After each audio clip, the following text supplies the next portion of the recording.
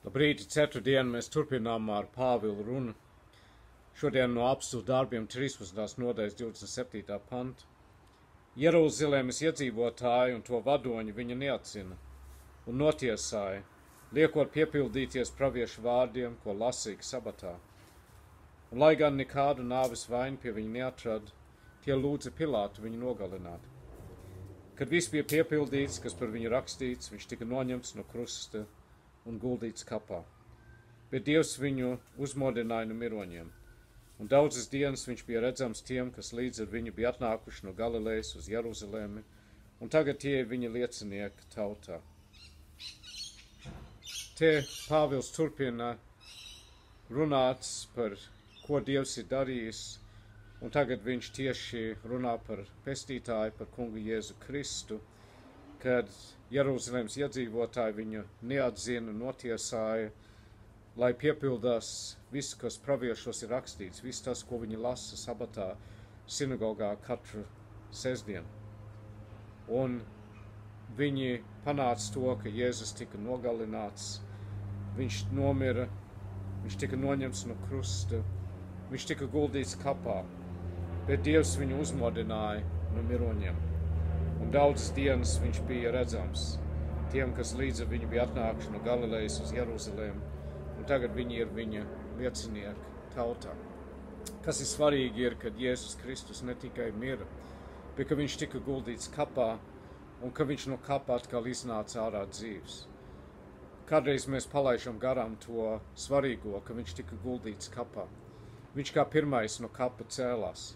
Un kā viņš cēlās no kapa, viņš arī reiz cels mūs no kapa. Un te ir mūsu brīnišķīgā cerība dot šī vēstī, ka tāpat kā Kristus mira, tika guldīts kapā un augšām cēlās, tā katrs viņa bērns.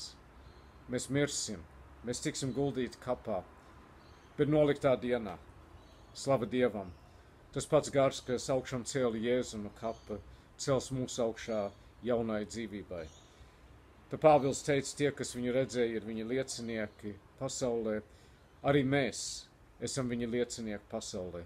Mēs Jēzu neesam redzējuši, kā viņi redzēja viņu, bet mēs viņu redzam caur Dieva vārdu, mēs viņu redzam ticībā, un mūsu uzdevums ir šo prieka vēst, nest visiem cilvēkiem, lai visi atgriežas no saviem grēkiem, lai tanī dienā, kad notiks augšām celšanās, lai daudzi nonāktu debesu valstībā.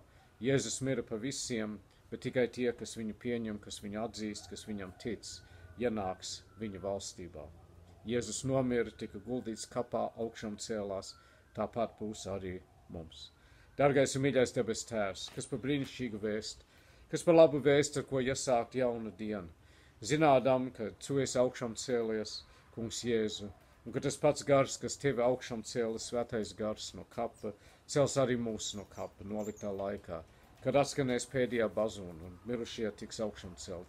Kungs, mēs gaidām uz to dienu, kad tu atgriezīsies. Mēs dzīvojam pasaulē, kur ļaunums vairojās, kur mēs redzam, ka piepildās viss, kas tavos svētos vārdos ir rakstīts. Mēs dzirdam pa kariem, ir kari, ir zemestrīces, ir nelaimes. Viss notiek tieši kā tu to paredzēji. Tāpat kā viss tava dzīve piepildīja praviešus, tā arī šie notikumi piepilds, kungs, kas ir pravietots tavā vārdā. Mēs zinām, ka tā viss ir patiesība, un mēs gaidām uz to piepildījumu.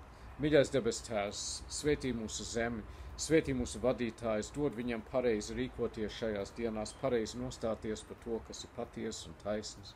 Mēs aizlūdzam par Ukrainu, kā mēs jau sen esam darījuši, un tagad pievienojam arī Izraelu un Palestīnu mūsu lūkšanās, kungs, kur notiek atkal liels konflikts, kur daudzi nevainīgi cilvēki tiek atkal mocīti un kur nogalināt, kungs apžēlojies. Mīļais debes Tēvs, mēs aizlūdzam sevišķi par mūsu māsām un brāļiem, un mēs lūdzam, kungs, lai tu viņus stiprini un palīdz viņiem. Dārgais un mīļais debes Tēvs, mēs nododam visu tavās rokās, zinādam, ka tavas rokas ir labas rokas, un mēs izlūdzamies, kungs, lai būtu miers atkal Jeruzalemē. Mēs lūdzam, kungs, lai būtu miers pasaulē, bet mēs zinām, ka tas tikai būs, ka būs tavu miera valsts, ka tu būs atnācis atpakaļ. Dārgais un mīļais debes Tēvs, mēs visu nododam tev. Mēs aizlūdzam par mūsu slimājiem, un tādi daudz, pieliec savu roku, dziedini, mierini, stiprini un palīdz. Mēs aizlūdzam par pazudušām dvēselēm, mēs lūdzam, lai daudzi šodien atgrieztos pie tevis. Mēs lūdzam, mīļais debes Tēvs, apžēlojies par atraitni, par bārēm, par nabagu, par pazudušo, apžēlojies par mums visiem.